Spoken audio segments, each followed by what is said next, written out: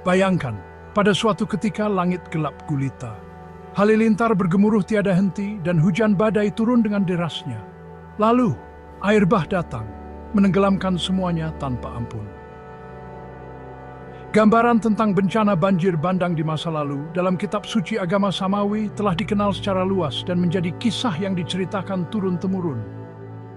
Ceritanya yang mengisahkan tentang keputusan Tuhan yang mengirimkan air bah untuk mengembalikan bumi seperti keadaan sebelum terjadinya penciptaan manusia, yang kemudian diisi kembali oleh manusia pilihan, telah menjadi perdebatan.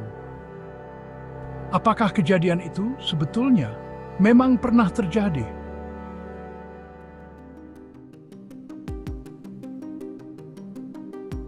Menurut ilmuwan yang berlandaskan pada temuan geologi, paleontologi, dan distribusi spesies secara global, banjir besar di masa lalu yang meliputi seluruh bumi seperti yang dikisahkan dalam cerita kitab-kitab suci itu tidak pernah terjadi.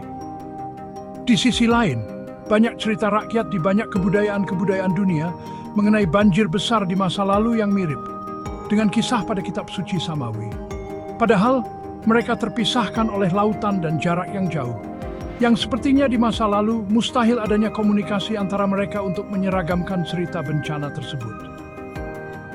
Terdapatnya banyak kemiripan cerita tentang bencana banjir besar Nabi Nuh yang ada di kitab suci Samawi dengan cerita Utnapishtim pada epos Gilgamesh Mesopotamia kuno masih bisa dipahami dan kemungkinan besar memang saling terkait. Hal itu dikarenakan Nabi Ibrahim yang dijuluki sebagai bapak para nabi agama Samawi lahir dan besar di kota Ur, sebuah kota di Mesopotamia, di mana kisah tersebut terus dinarasikan dari generasi ke generasi. Tetapi, bagaimana menjelaskan sebuah cerita yang memiliki kemiripan dari tempat yang ribuan kilometer jauhnya? Seperti kisah Manu di India, bagaimana ia diperingatkan oleh seekor ikan yang telah ia selamatkan bahwa banjir akan menghancurkan seluruh umat manusia. Lalu ia membangun sebuah perahu seperti yang disarankan oleh ikan itu, yang ternyata adalah jelmaan dari Dewa Wisnu. Ketika banjir datang, ia mengikatkan perahu ke tanduk ikan itu yang mengarahkannya ke tempat berlabuh di puncak gunung. Dengan demikian ia pun selamat dan membangun kembali kehidupan di muka bumi. Kemudian kisah Fuxi dan Nuwa dari daratan Cina, di mana ketika leluhur manusia berhasil menangkap Leigong sang dewa petir, tetapi kemudian dilepaskan oleh kedua anaknya yang bernama Fuxi dan Nuwa. Sebagai balas jasa, Leigong memberi keduanya biji labu ajaib untuk ditanam dan mengatakan bahwa akan ada banjir besar.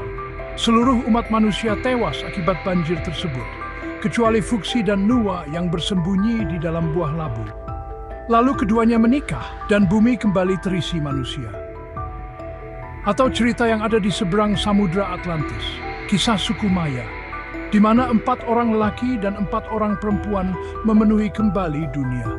Setelah huracan, dewa angin dan badai menyebabkan air bah setelah manusia-manusia pertama membangkitkan kemarahan para dewata. Dan ada banyak cerita lainnya dari kebudayaan berbeda dengan narasi yang mirip. Adanya air bah yang menyebabkan bencana besar dan orang-orang pilihan yang diselamatkan untuk mengisi populasi dunia kembali. Di masa kini, kita telah melihat dahsyatnya kekuatan air bah ketika gempa berkekuatan 9,3 skala Richter menyebabkan serangkaian tsunami setinggi 30 meter di Samudra Hindia pada 26 Desember 2004. Salah satu yang terbesar dalam catatan sejarah yang menewaskan lebih dari 230.000 jiwa. Sebuah teori menyebutkan bahwa pernah terjadi tumbukan asteroid di wilayah Samudra Atlantis Utara, yang bekasnya sekarang dinamakan Kawah Nadir, telah menimbulkan tsunami setinggi lebih dari 900 meter sebagai sumber dari bencana banjir besar di masa lalu. Bagaimanapun itu, dengan banyaknya kemiripan cerita mengenai banjir besar pada kebudayaan berbeda di seluruh dunia, sulit rasanya untuk tidak mengatakan bahwa kejadian bencana banjir besar di masa lalu itu memang benar-benar terjadi.